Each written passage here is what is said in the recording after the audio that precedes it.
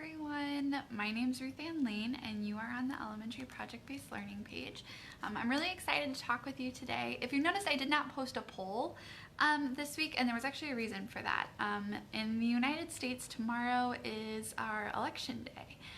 It's kind of a big deal, and if you haven't heard about it, then oh my gosh, you're probably living under a rock in the US because it's everywhere right now.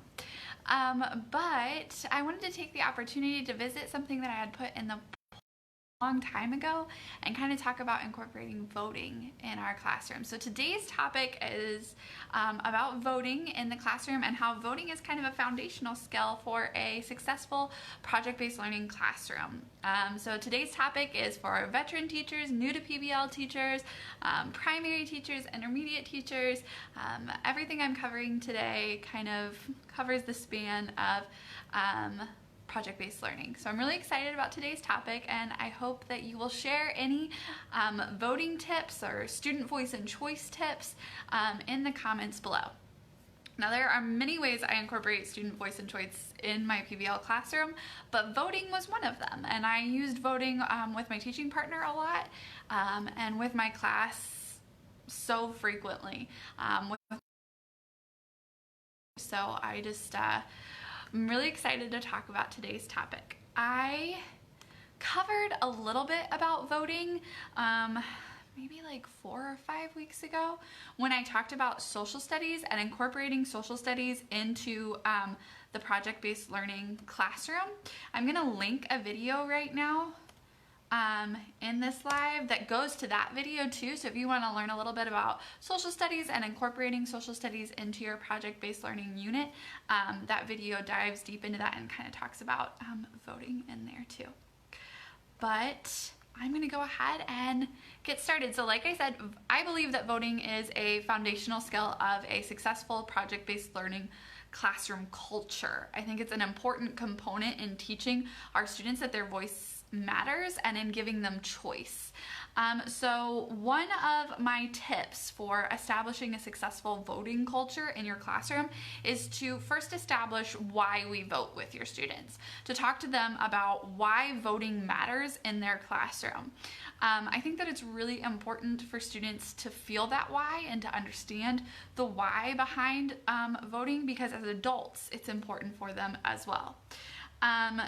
I think it's important for them to understand that they all come to the table with unique perspectives and unique values and unique backgrounds. And so voting makes sure that everyone's voice is heard, and it allows them to kind of see that they are one of many, so to speak, and that their one matters, but the whole collective matters as well, and that their voice is important as one of the many in their classroom.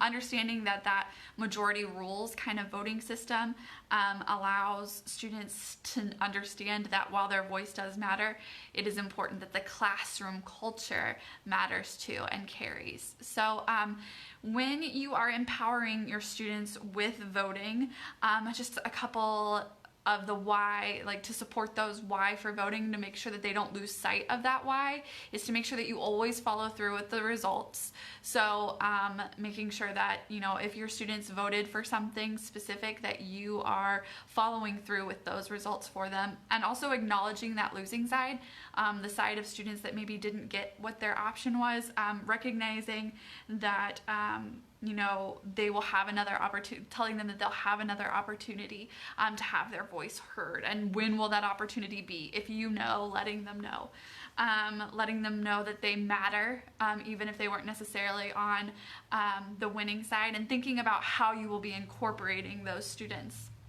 I also try to make sure I never give options that I cannot live with. And I think that's a really important component of the follow through.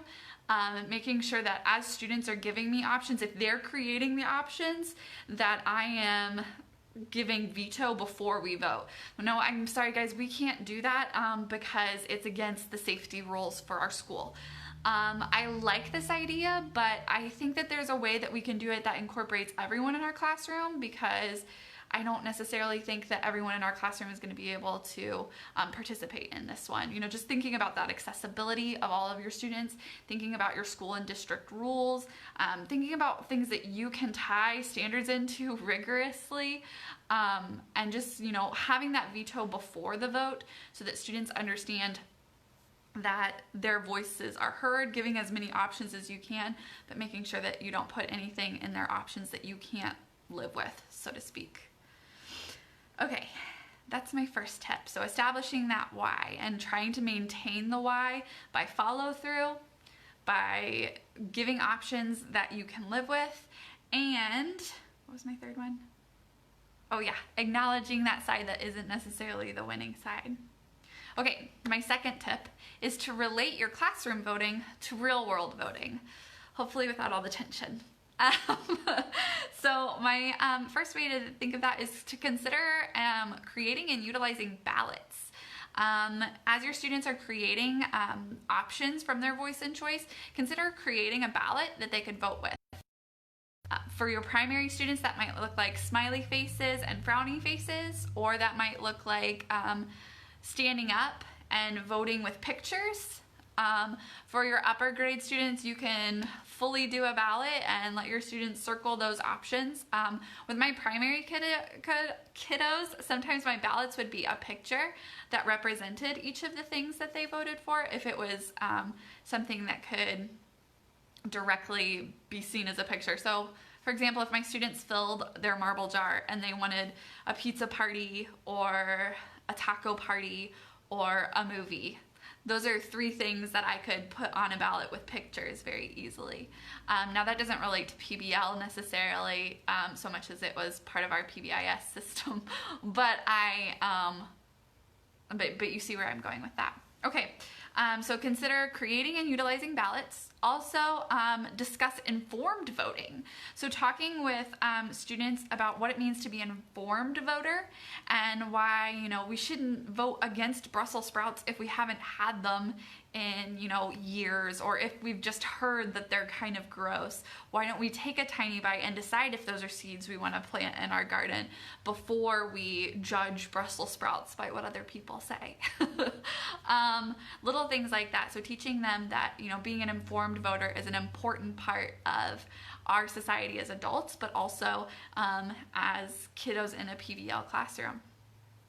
I think there's also room in our classrooms to utilize small groups to model the Electoral College. Now this might be something that you do more in like 5th grade when you're learning about how that Electoral College works, but maybe, you know, a group of 3 students at a table might be worth 1 vote. A group of 4 students at a table might be worth 2 votes. And a group of 5 students at a table might be worth 3 votes. So then they can kind of see how that works. And honestly, maybe then it will, the Electoral College could use a revisit. But just maybe utilizing parts of our voting system within our classroom. Also, I think incorporating ranked choice voting for your students really empowers them to be more informed as voters too.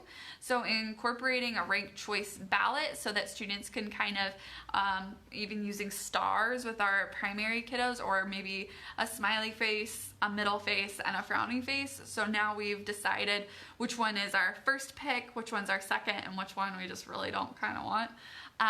So that then they can see that their vote matters even if they don't necessarily get their first choice. All right, so that is my second recommendation, trying to relate real world voting with your PBL classroom voting. My third and final suggestion is not to forget the social emotional learning components of voting.